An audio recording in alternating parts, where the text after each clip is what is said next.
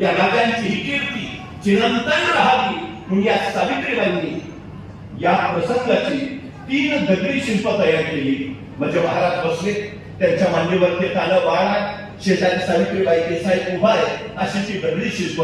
कधी कर्नाटकात गेला तर धारवाड नावाचा जिल्हा आहे, त्या धारवाड जिल्ह्यात यादवाड नावाचं गाव आहे. त्या यादवाड गावात एक मारुतीचं मंदिर आहे आणि त्या मारुतीच्या मंदिरात सावित्रीबाई देसाईंनी कोरलेलं छत्रपती शिवाजी महाराजांचं दगडी शिल्प आहे.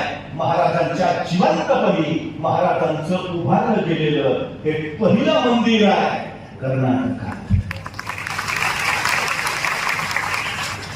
सह्याद्रीच्या देशिका महाराजांच्या कर्तृत्वाची असंख्य स्मारक तुम्हाला दिसतील, असंख्य स्मारक.